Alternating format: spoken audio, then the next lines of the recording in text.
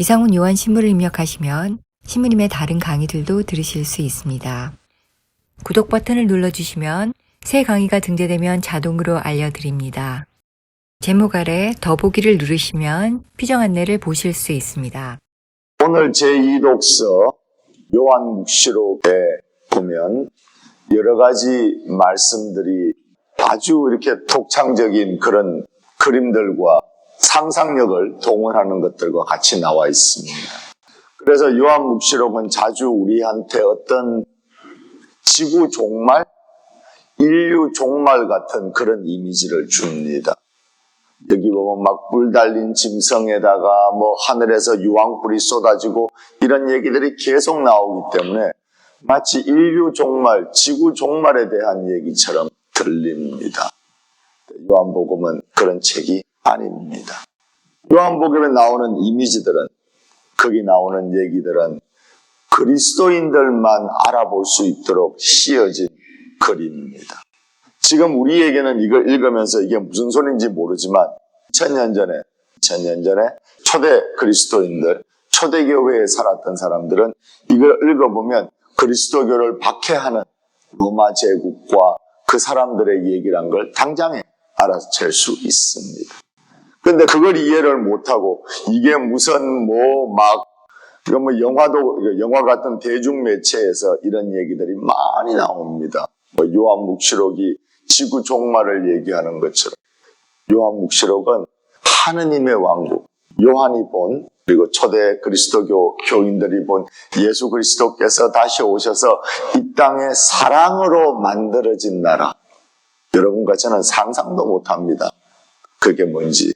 사랑으로 만들어진 나라를 원했던 그 사람들의 염원과 예수 그리스도께서 우리에게 주시고 싶었던 사랑으로 만들어진 세상에 대한 글들입니다.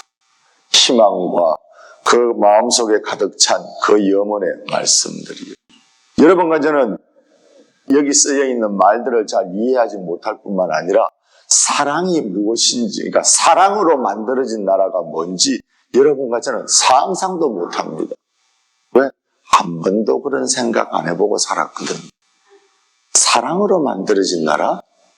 사랑이 모든 가치 중에서 우리가 먹고 살아야 되니까 여기서 여러 가지를 하지만 사랑이 모든 가치의 가장 위에 있고 가장 중심에 있고 사랑이 모든 것을 결정하는 나라? 여러분과 저는 이게 뭔지 상상도 못합니다. 왜 예수 그리스도를 하느님이라고 믿기가 힘드냐고요? 여러분과 제가 사랑이, 이분께서 사랑이시기 때문에 사랑이 이 세상 모든 가치의 중심이란 걸 여러분과 제가 꿈에서도 한 번도 생각해 본 적이 없거든요. 우리는 사는 법이 따로 있죠. 예수님이 떠드시고 좋은 얘기인 걸 알아. 근데 예수님은 떠드시고 나는 내대로 세상 사는 법이 있지요.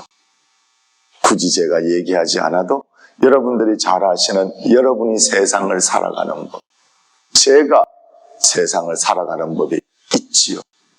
그러니 저분의 말씀, 사랑으로 만들어진 세상, 사랑이 가장 위에 있는 세상, 사랑이 모든 것을 결정하고 사랑이 모든 것을 만들고 사랑이 모든 것을 지배하는 세상, 상상도 해본 적도 없고 상상하기도 싫고 재미없을 것 같아요.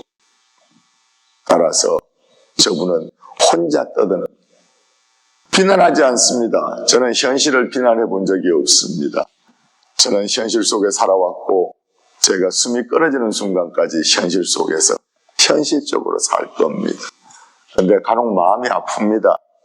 여러분과 제가 예수 그리스도께서 주신 그 생명, 죽어서 가는 천당이 아니라 여기서 살아가는 천당을 위해서 하느님께서 내가 죽어서 가는 천당을 원했으면 저기서 기다리실 거예요. 하늘에서 기다리면 되잖아. 근데 왜 이 땅에 오셨겠어? 오셔가지고 왜 저 고통을 겪었겠어? 죽어서 가는 천당이 아니라 여기서 내가 천당의 시민으로서, 하늘나라의 시민으로서, 아버지의 당신이랑 똑같은, 저분은 원래부터 그러셨고 나는 이제 양자죠. 양조. 여러분과 저는 양자와 양녀인데 자기랑 똑같은 하느님의 딸, 아들로서 여기서 하늘나라를 시작하셨기를 바라셨던 당신 생명까지 바쳐서 그걸 여러분과 제게 맛을 보여주고 싶어 하셨던 저분의 영혼이시라고요. 근데 그걸 여러분과 제가 모르고 사는 것이요. 사랑으로 만들어진 세상, 그게 천국의 의미입니다. 사랑이 모든 것을 결정하는 세상, 여러분과 저는 상상도 해본 적이 없습니다. 따라서 저분 말씀이 내 귀에, 내 가슴에 들어오는 건 참으로 난망, 정말로 어려운 일이죠. 전 여러분과 제가 새로운 세상에서 살 수 있을 거라고 진짜 믿습니다. 우리 애들 보면 제가 마음이 아플 때가 있어요. 우리 애들이 돈밖에 못 배웠어요. 그 무슨 얘기냐면 그 아이들에 있어서 가장 가치의 위에 있는, 가장 중심에 있는 가치가 돈이에요, 우리 애들은. 왜? 지난 20년, 30년, 40년 동안 우리가 돈 하면서 사는 것밖에 못 보여줬거든. 집에서 애들 얘기하는 거 한번 들어보셔요.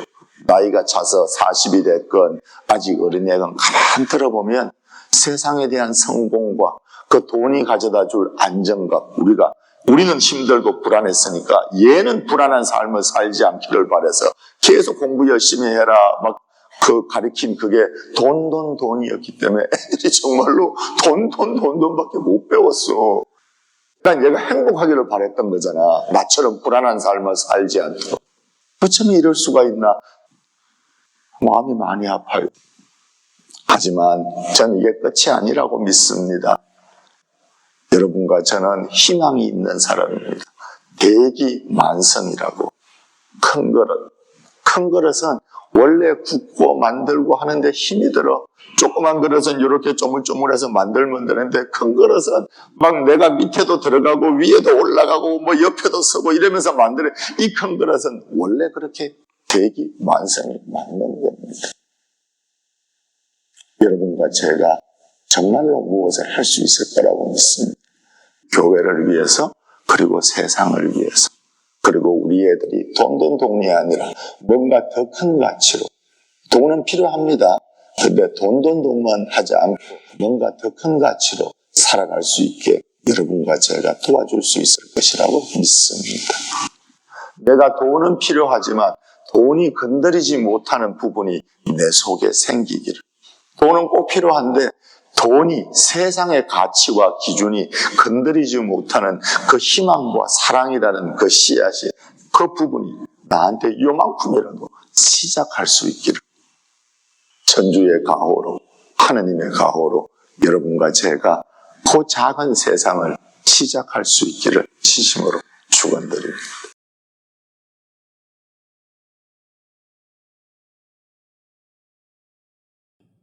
여러 사회에서 여러 가지 집단적으로 나라라든가 국가라든가 사회에서 집단적으로 어떤 사회 정상인데 정신적인 사회 정상을 앓을 때가 있습니다. 전쟁 직후에 보통 그런 것이 있고 특히나 패전국들에게는 그런 것들이 있습니다. 또 사람이 개인적으로 살다가 큰일을 겪고 나면 어떤 정상이 남듯이 사회적으로도 그런 것이 있습니다. 그리고 그 사회적이란 것 그냥 공중에 붕 떠 있는 무엇이 아니라 실제로 그 사회에 속한 사람 한 사람이 거의 다가 그 정신적 정세를 앓고 있다라는 겁니다. 한국 사람들, 한국 문화권에서 자란 사람 중에 13살에서 14살 정도, 많아야 15, 16이 기점이라고 그러는데 한국에서 15년, 16년 이상을 사는 사람들에게 거의 공통적으로 나타나는 정신적 정세가 있습니다. 완벽주의입니다. 조금 더 전문적으로 얘기하면 완벽주의적 망상이라는 겁니다. 완벽주의적 망상은 이런 모습으로 드러납니다. 누군가 같이 있으면 평생을 살아오면서 그 사람이 만족이 되질 않습니다. 만족이. 삶에서 정말로 기뻤던 순간 거의 많지 않습니다. 왜? 무엇인가에 지금 마음이 딴 데 가 있거든요. 내가 더 이랬으면, 내가 더 저랬으면, 내가 가졌을 행복, 그 세계에서 살아가기 때문에 실제로 여기서 행복하지가 않습니다. 사람을 만나도 이 사람이랑 나랑 관계에 혹은 기쁨에 신경 쓰기보다 이 사람이 날 무시할까봐 신경이 쓰입니다. 어떤 사람 만나면 뜨거운 재, 그 뜨거운 재를 뒤집어 쓴 것처럼 순간적으로 견딜 수 없는 폭발력이 속에서 일어납니다. 정말 리러럴리 말 그대로 뜨거운 재를 뒤집어 쓴 것 같은 그 체험들이 계시면 거의 그렇습니다. 집단적 망상정세는 특히 이런 완벽주의적 망상정세는 내가 살면서 겪었던 아픔, 즉 내가 정말로 원했는데 생기지 않은 일, 나는 정말로 저거는 한번 해보고 싶었는데 안 생긴 일이다. 내가 최선을 다했는데 정말로 내가 할 수 있는 인간적인 최선은 다했는데 실패했어. 그것도 한 번도 아니고 두 번, 세 번 같은 일을 겪는 겁니다. 또 이것만은 피하고 싶었어요. 내가 사람들 사이에서 이 정도 대접은 받을 수 있는데 근데 끊임없이 이 사람을 만나면 계속해서 무시당하는 체험을 계속하게 됩니다. 그런 체험들이 있으시다면 일반적으로 그 완벽주의적 망상이라고 그러는 것에 시달리고 계시는 거예요. 그리고 말씀드린 대로 한국에서 15세, 16세 이상을 자란 사람들은 어쩔 수 없이 정도는 있지만 다 가지고 있는 정세입니다. 심해져서 사이코시스, 저는 정신과 심리학자가 전문가가 아니니까 그분들의 것을 조금 빌려다 쓰면 사이코시스, 우리가 정신병이라고 하는 겁니다. 그 정도까지 간 사람은 많지 않겠지만 유라시스, 정신정이라는 겁니다. 그 정신정 속에서 그러니까 멀쩡하고 실제로 멀쩡해 보이고 멀쩡한데 그 정세가 끊임없이 따라다니는 겁니다. 유라시스, 정신정이라고 그러는 겁니다. 그 정세가 정세가 심하건 덜하건 아마 여기 앉아 계시는 저까지 포함해서 전부 다 가지고 있습니다. 그리고 더 비극은 모릅니다. 그걸. 실제로 그게 자신한테 어떻게 작용하는지. 첫 번째는 내게 그 정세가 있다는 사실 자체를 자각을 못하고 그냥 벌어지는 일, 저 사람이 날 무시하니까, 삶이 이렇게 힘드니까 끊임없이 외적인 요인에다가 손가락질을 함으로써 내가 실제로 지금 어떤 정세를 겪고 있는지를 자각하지 못하고, 두 번째는 그 정세를 아는 경우에도 왜 이게 내 인생이 왜 이렇게 행복하지 않은지, 남들과 있으면 나는 왜 행복하지 않은지 모릅니다. 왜? 혼자 있어도 행복한 적이 거진 없거든요. 이 완벽주의적 망상 정세는 극심한 경쟁 속에서 살아온 사람들에게 벌어지는 일이라는 것이 거의 정설입니다. 대한민국이 여러분과 제가 자란 문화가 심지어 미국에 와서까지도 우리가 어떻게 살았는지, 이민생활을 어떻게 했는지 보면 거의 다 경쟁적입니다. 심지어 살아남는 것조차도 경쟁적이에요. 그럴 수밖에 없는 것이 평생도록 여러분과 저는 줄서기 하는데, 잘난 순서대로 줄 서는데 너무나 익숙해 있습니다. 한국 사람들과 얘기를 하다 보면 조금씩 놀랄 때가 있는 것이 제 자신에게도 보는 거죠. 세계를 끊임없이 청천시하로 이해하고 있습니다. 내가 저 친구보다는 좀 낫고, 내가 얘보다는 좀 못한 게 있는데 그래도 나는 딴 게 있으니까 끊임없이 이거예요. 끊임없이. 한국에서 어쩌면 공산주의가 맥히게 된 이유도 그 계층 이론이 갖고 있는 그건지도 모릅니다. 왜? 얘랑 나랑 계층이 다르다고 생각하면 죄를 뒤집어서 분노를 느끼게 되니까. 나쁜 게 아닙니다. 실제로 사회 속에서 그런 계층이 존재한다면 없애야죠. 동시에 내가 다른 사람과 끊임없이 힘들다면 내가 내 인생살이 속에서 그렇게 힘들다면 이슈는 분명히 있는 겁니다. 이 극심한 경쟁은 여러분과 저로 하여금 내가 좀 더 괜찮으면, 좀 더 나으면이죠. 좀 더 잘났으면 내가 이런 일을 겪지 않아도 될 텐데. 내가 저 사람한테 좀 더 멋있어 보이거나 힘이 있어 보이거나 잘나 보이면 저 사람이 내게 저런 식으로 대하지 않을 텐데. 이 한국 사람들 머릿속에 끊임없이 하루 종일 그 생각이 지나치고 갑니다. 매 순간은 아니지만 여러분 하루의 삶 속에 그런 일이 몇 번 있는지 한번 보십시오. 다른 사람을 만났을 때건 혼자 있을 때건 특히 과거의 일들이 얼마나 그런 모습으로 떠오르는지 보시면 제가 얘기 안 해도 각자 그 정세가 얼마만큼 있는지 알게 되실 겁니다. 그리고 혹시라도 내가 정세가 있긴 한데 우리 옆집 사는 혹은 우리 옆집 사는 교우 헬레나 자매 베드로 형제보다는 내가 적지 이런 생각이 드시면 상당히 중증이십니다. 본인.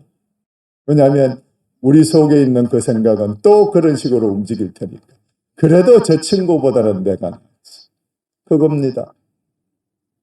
내가 완벽하면 이런 꼴을 안 당해도 될 텐데. 내가 완벽하면 이 경쟁 사회에서 좀 더 사람다운 대접을 받으며 살 수 있을 텐데. 무한 경쟁에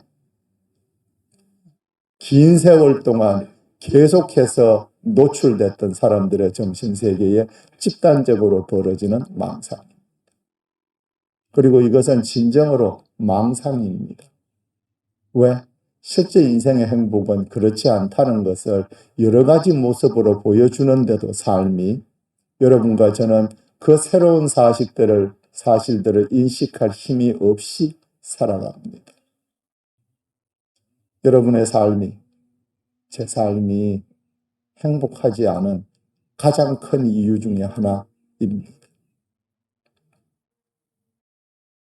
이 완벽주의적 망상은 여러분과 제 삶을 계속해서 따라다니면서 내가 오늘 이 자리에서 행복하고 나라는 사람으로서 진정으로 이 세상에 서게 될 수 있는, 즉 하느님께서 날 이 세상에 나라는 사람을 세상에 보내시고 내가 자유롭고 행복한 삶을 이 땅에서 시작하기를 바라셨던 그분의 가장 근본적인 창조의 뜻을, 구원 사업 자체를 말아 먹어버립니다.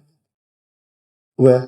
내 행복은 끊임없이 내가 완벽한 그 상황, 더 이상 경쟁에서 내가 부담 느끼지 않아도 되고 누구를 만나도 떳떳한, 사실 누구를 만나기도 떳떳했기를 바랬던 것은 하느님이 내게 주신 인간으로서 기본적인 권리인데 이놈의 세상을 살면서 내 머릿속에 씌어진 그것 때문에 나는 내가 무엇인가 갖춰졌다고 생각하지 않으면 남들을 만나면 저절로 눈이 땅을 향하게 되고 움츠러들고 상대방이 커 보이고 잘나 보이고 심지어는 내가 싫어하는 저 사람은 나만 만나면 엄청나게 잘난 체해 하고 그냥 순수하게 싫어하면 될 것을 순수하게 그냥 그 사람을 싫어하는 게 아니라 쫄리면서 싫어합니다.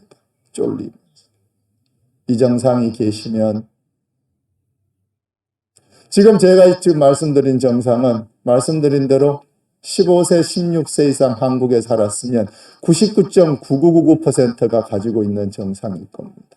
그러니 이 자리에서 나는 그러지 않은 것처럼 본인의 속을 다스릴 필요가 없습니다. 저는 제가 그 정상이 상당히 중증이라는 걸 알고 있습니다. 오랫동안 주시하면서 벗어나려고 그나마 노력하고 살았다. 그 덕분에 어쩌면 저는 요만큼 그렇게 하지 않았으면 되었을 그 사람보다 오늘 아침에 요만큼 더 행복한지도 모릅니다. 어쩌면 이것조차도 여러분과 제가 처해 있는 상황이 실제로 어떤가에, 즉 그리스도께서 왜 생명을 바치셔서 우리를 구원하고자 하셨는가에 대한 그 밑바탕의 가장 큰 그림을 보여줄 겁니다. 이제 이것을 어떻게 할 것인가? 46년 동안 이 성전을 쌓는데 46년이 걸렸습니다. 이 성전은 56년이 걸렸고 55년, 56년이 걸렸고 여기 이 성전들은 30년, 50년, 70년 쌓은 성전들입니다. 우리 앞에 예수 그리스도께서 걱정하지 마라. 내가 허물고 사흘 만에 다시 너를 쌓아주겠다라고 약속을 하시는 겁니다.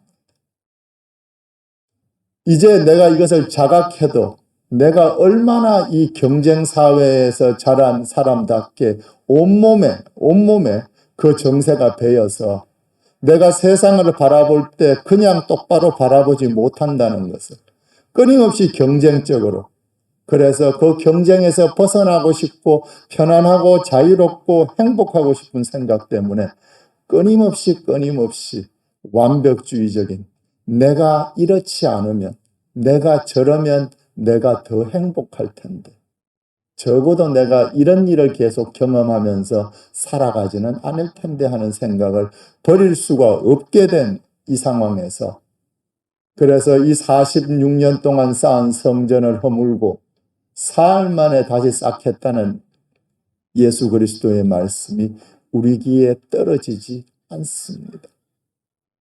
분명히 행복하고 싶은데 이제 30년, 50년, 70년 쌓은 이 성전을 성령께서 머무르시는, 하느님께서 거하시는 이 성전을 허물고 어떻게 내가 새로 짓겠는가?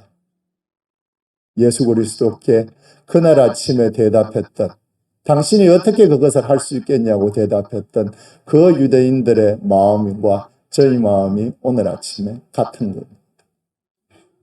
자, 이제 어떻게 하면 여기서 벗어날 수 있는지, 그리스도의 구원 사업이 내게 어떻게 하면 조금이라도 더 쉽게, 더 좋게, 더 편하게 편하게는 모르겠습니다. 적어도 초반 단계는 힘드실 테니까 더 편하게는 아닐 수 있습니다. 하지만 어떻게 하면 작용할 수 있는지에 대해서 잠시 나누겠습니다.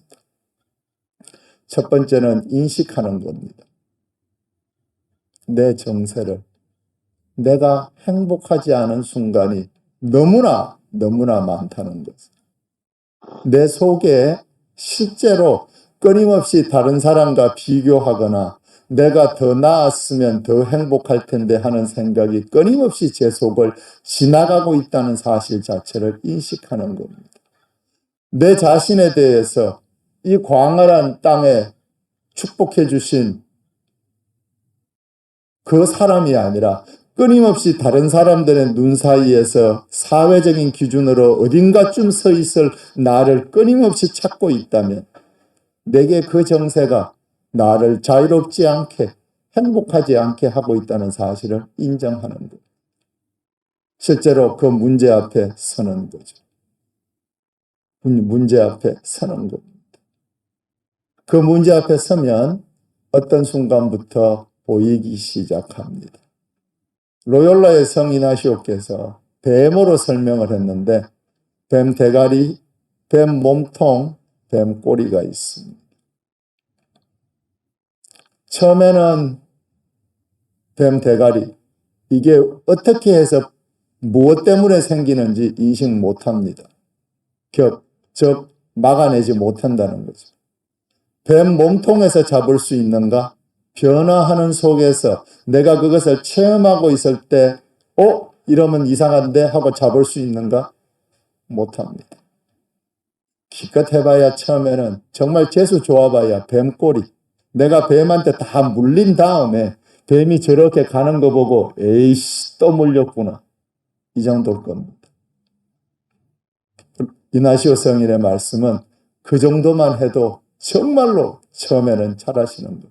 왜? 처음에 패턴 자체가 제가 어둠의 패턴이라고 부르는 건데 그 뱀의 패턴 자체가 보이지 않을 것이기 때문에 적어도 뱀꼬리를 보면서라도 내가 왜 이렇게 오늘도 내가 뭐가 없고 뭐가 어때서 이렇게 행복하지 않은 날 보면서 그냥 앉아서 가만히 있지 않고 이거 이상한데? 또 당했구나라고 인식하는 것만 해도 어마어마한 정말 시작이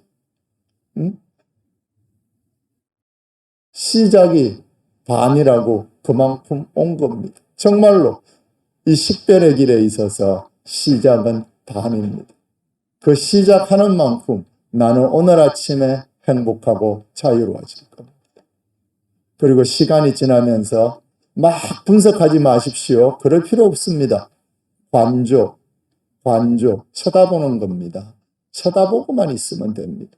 판단하지 말고 날 때리지 말고 다른 사람의 잘잘못을 마구 나누지 말고 그 자체가 죄책감을 저쪽에 옮겼다가 나한테 가져왔다가 또 일부는 떼줬다가 또 죄책감을 느껴서 또 더 가져왔다가 이 쓸데없는 짓을 하다가 끝날 테니까 그런 거 하지 마셔요. 관상이라고 그럽니다. 관조, 쳐다보기만 하면 됩니다. 내게 벌어지는 체험들. 그러다 보면 어떤 순간부터 뱀꼬리까지 가지 않아도 뱀 몸통에서 실제로 벌어지고 있는 와중에 내가 죄를 뒤집어 쓴 것처럼 고통스러울 그 순간에 눈치채시게 될 겁니다. 이걸 놔두면 또 전번처럼 그 뱀꼬리까지 가서 거기서 빠져나오는데 얼마나 많은 고생을 하게 될지 모른다는 걸 눈치채시게 될 겁니다. 그럼 이제 여러분은 뱀 몸통을 실제로 그 일이 내가 벌어지고 있을 때 중지시킬 수 있게 될 겁니다. 성인의 말씀에 의하면 저도 사실 식별이 어렵습니다. 그래서 잘 모릅니다만 시간이 지나고 내가 실제로 문제를 인식하기 시작하면 더 이상 남들을 비난하고 날 비난하는 걸로 시간을 보내지 않고 내게 있는 문제를 정말로 벗어나고 싶다라고 내 자신에게 날 행복하고 자유롭게 만들어주고 싶다라고 정말로 인식을 하고 나면 그래서 이 영의 식별 작업을 계속 하다 보면 어떤 순간엔 뱀 대가리를 잡을 수 있게 될 겁니다. 어떤 상황에 들어가서 어떤 종류의 사람을 만나고 어떤 일이 생기면 내게 그 정세가 시작이 된다는 걸 알게 되는 겁니다.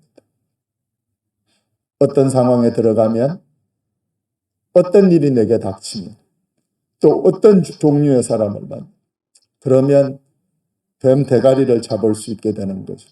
내가 내 자신을 준비할 수 있는 겁니다. 이 상황에 들어가서 저 일이 벌어지면 나는 분명히 또 그 나락 같은 길을 가게 될 거다.